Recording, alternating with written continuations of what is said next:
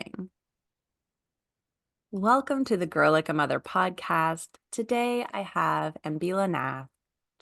Actually, before we do that, I want to make sure, is it Ambila or is that how I pronounce your name? Yeah, Ambila. Yeah. Ambila. Perfect. Okay, I'm going to start again. Yeah. I'll edit that out. Welcome to the Grow Like a Mother podcast. Today I have Ambila Nash with me, and she is a spiritual guru of all things. That's how I'm going to describe her. She's known for straight talking spirituality, and Ambila loves using analogies and stories to make complex spiritual or energy ideas relatable and really easy to apply in our lives, which I love because it can be a really complicated, ethereal kind of thing. And to bring it down to earth and make it valuable in our everyday lives is so valuable. She's an award-winning certified coach and magazine editor, a serial entrepreneur, a spiritual leader, an international speaker, and an avid follower of her passions. Today, we're going to be chatting about opening up your intuition and see wherever the conversation takes us. So welcome to the show. I'm so excited to chat with you. Jill, thank you so much for having me, and thank you for calling me a spiritual guru. It feels like that feels Be like on such a an different apt. level as well. Okay. Yeah, but that's how I see you, is that there's so many components of spirituality, right? And there are people like you who dive in and get into the nitty-gritty, and they understand the big picture and they see it, but it takes a really relatable type of perspective to be able to bring it down to the rest of us. So, um, how did you find this gift? First, I guess, how did you dive into spirituality? Has it always been part of your life? And then, like, how did you distill it for us? Spirituality has been a part of my life, but more from the curiosity point of view. So I grew up always being, like we all are, interested in astrology, wanting to know about your future, not interested in astrology on, the planets and stuff, but hey, how's it going to affect me and what do I get out of it kind of, thing that we do.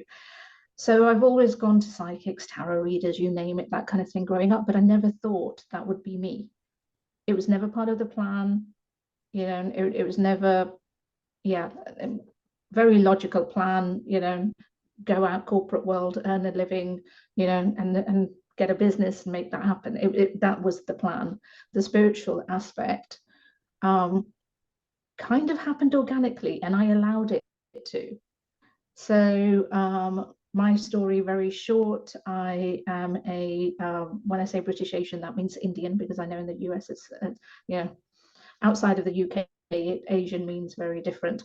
And I had the constrictions of women being second to a man and all of that kind of thing. So I fought my culture to have an identity, to have the independence that I live. And that story then took me to my old city in England, which is the hub of spirituality, which has so many people there doing holistic, kind of therapies and things like that. I didn't choose it consciously because of that. I just chose it because I needed life to change. And while I was on my logical path of the coaching, the spiritual path started to unveil and open up because of the people I was meeting. So my energy and spiritual journey was very organic. And then when I started believing in myself and the development, I went, oh, I can start making money from it. And I have a corporate background, so I was a management consultant, and a lot of that was having to speak the business language, but then being able to decipher that to the end user and explain to them how it will affect them. So I kind of had that ability of being able to speak both languages, and in the same language that people would understand. And luckily that gift transpired when I joined my logical and spiritual business, for me to be able to share that knowledge with, sounds quite condescending if I say normal people, but with the with The the masses. public. Yeah. Yeah. And because and I get downloads. So I call that basically universe, feeding or channeling information from me. So I attribute a lot of what the conversion that's happening is because of the downloads, because all of a sudden I'll be talking to you and I'll get this wonderful phrase of, explaining something. And I'm like, I need to write that one down. That's so good. Because they will simplify it, so that it's easy to understand. They use language like Google Maps and the internet and things like that, where people go, oh, I get it, rather than the woo-woo terms of, so yeah. So I love having that ability to be able to do that, so that people can go, I get it. Yeah.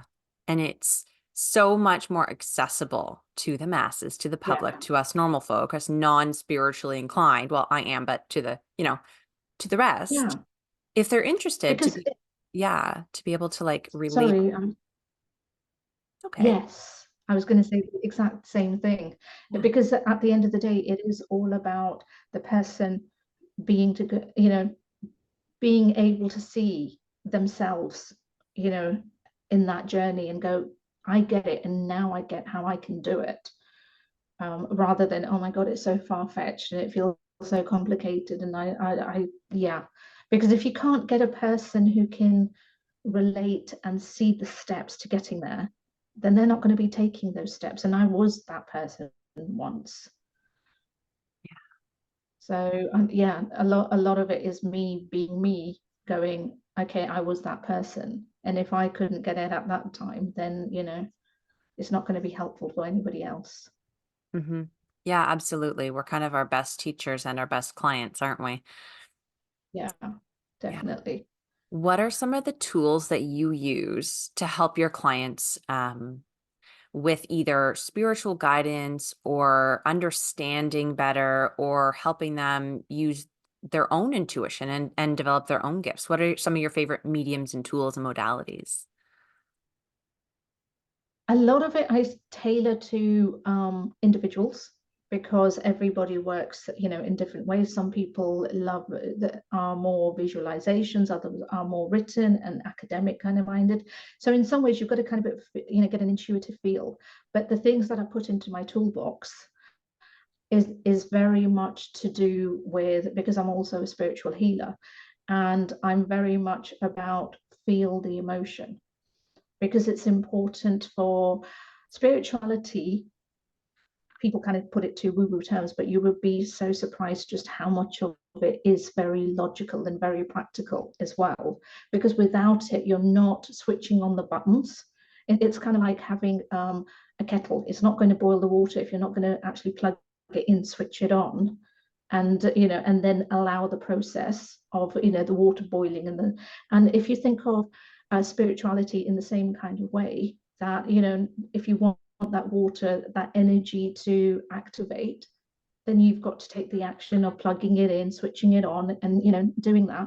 And it's not, otherwise it's not going to activate. So with regards to that, the feeling and your inner growth process is really important. A lot of us don't want to go through the painful, things that we've been through in life. We want to put it into a box and go, yeah, we're just going to move forward. But if you don't do that, then your spiritual aspects aren't strengthening, because it's like a muscle. You've got to do the work in order to keep on strengthening it. So people aren't happy when I say that, but I say that's why I say I'm a straight talking, because I'm giving it to you, straight, but I'm there with you, supporting you through that. So spiritual inner growth, very important. Feel the pain, go through it, and then you will be so much more lighter and relieved, and your intuition will be more powerful. Secondary thing, which I kind of find a little bit fun, and I use it when people are just kind of starting out. We all have an inkling. We've always had it. Everybody's got it, the gut feeling, that feeling in the stomach, that so many other phrases to describe your intuition. We all have it. It's beginning to follow through with those inklings. I won't use the word trust just now, because I think trust comes when you're developing it a little more. But things like when you're going out and and something. And I tend to say that when I feel my intuition, the voice comes from here, not the logical mind, because it's just be that little voice that you haven't thought of, but something just instructing you to do something. And that voice could just say to you, take an umbrella, and you look at the weather and you're going, yeah, but it's just windy, it's fine. I'm only going for 10 minutes, I'll be fine. And then all of a sudden you're out there, you bump into a friend, you end up doing something else, and the rain, heavens open up, and you're like, oh, I should have taken that umbrella. Following through with these little inklings to start with is a really good way of tuning into your intuition. The more often you do it, like with any muscle, the more stronger it will get. And then that's when the trust, element comes in a lot later. So I would definitely say, yeah, try and follow through with those little bits of inkling. And then you have all the mainstream stuff, which people are aware of regarding meditation, journaling, visualization. All of those things help, because it's, for me, the journey of your intuition is more about you understanding who you are. The rest are just kind of like toolboxes that just help you in that process. That makes really good sense. And if I may, just share an example yesterday of exactly what you're describing about starting to trust your intuition. I've been practicing a lot with my intuition over the last couple of years, and I'm starting to be in that trust space. And yesterday I had 20 minutes and I was sitting down to do a guided hypnosis. And I was going to do it on the couch. And I knew that my boyfriend was going to be coming home in about an hour and a half. So I thought, I've got lots of time. Something told me, but he might come home early. It might be a smart idea to go do this somewhere where if he comes home early, you're not interrupted, even though logically I shouldn't have been interrupted. And Yeah, wouldn't you know it, in the middle of the hypnosis session, he came home, and it's like, oh, cool. You just, yeah, you start to get these hits. And yeah. how would you, like, I'm curious how you describe intuition. What is it? How do you talk to people about it? uh, okay. So my mind goes into so many different things. It's like, okay, let's decipher it. So when I talk to somebody regarding intuition, I very much say that it's your Google Maps, Mm. because people can kind of understand it. It's your guidance system. It's there to help you to get to where you want to be. So we very much, are goal orientated. We know what destination we want to get to, and in some cases we know the steps. Google Maps exactly the same. It knows where you are today, and it knows where you want to get to in terms of your journey. And it will go, here you go, there's your perfect map, and this is, the journey is going to be. And then of course when you get in the car and you're driving, then all of a sudden there's diversions, there's traffic, there's this, there's that. So the timelines are constantly changing. But it's there. It's a thing that you switch on to. It's a thing that you trust, because when we go into Google Maps, we just trust it. We don't know if it's going to get us to our destination, how it's going to get us there, but we know it's going to get us there. Your intuition is more or less your inner guidance system. It's that voice I was talking to you about regarding, you can't explain it, but you just know you've either got to act on it, or some kind of information is coming to you. And that's basically what I would say, that your intuition is. It's that inner guidance voice system, however else you want to put it. But it's also the practical part, that it's a muscle. It's a muscle that you have to keep on growing in order for it to get to a level that you want it to. Nobody wants to be an athlete. Some people are just fine just to keep their body in shape. So it's very much about what level and degree you want to, grow it to. My level, again, very organic, very intuitive. I didn't ever envisage I'd be doing and being called a spiritual guru, which I'm absolutely loving. But I never envisaged this part of my journey. In that part of my business, it still has been very intuitive, very organic, because again, the right people, the right places, the right everything will appear. Or normal, common examples, it will be very much that everybody world over will relate to this. You're renting or buying a property, you've seen 600 with the same, dimensions, rooms, bedrooms, bathrooms, whatever it may be. You walk into this one place, you just know it feels right, the energy's right, everything about it is right, and all of the inhibitions that you had regarding garden size being 2 inches too small or facing this way, that way, that they've all gone. You've just got to have it. That is your intuition, that is your energy talking to you. So yeah, your inner guidance system, that's what the phrase I would use for it. Yeah, that's perfect. That makes total sense. And again, is very relatable because we all Yeah, know GPS and we all trust it and don't yeah, question it, but we know it's going to get yeah, us there. exactly. Yeah, I'm curious to hear your take on mother's intuition and how like being in the thick of parenting can sometimes, I find personally that I sometimes get knocked out of my intuition when I'm in the thick of parenting. And I wonder, like, how are there practices that you would recommend or things that we can do to stay true in those tough, chaotic moments? Because mother's intuition is like so strong. We can all relate to that as moms. And how do we make sure that we can capitalize on that in the hard times? It's a work in progress, because this is again goes very much back to understanding yourself and how you react to situations, because the intuitive part is there 24/7. It's not ever switched off. We humans switch it off, as we kind of tapping into it or not tapping into it. It's like having your internet at home. It's on 24/7, but whether you tap into it is your choice, and what you tap into it for is again your choice. Your intuition exactly the same, availability. But when things go wrong, then we go into the human, mindset. What we, go into the chaotic and anger mode, frustration mode, everything else that, comes into it. And it's in that moment that we, again, if we're switched on, it's a work in progress. I'm not going to hide that.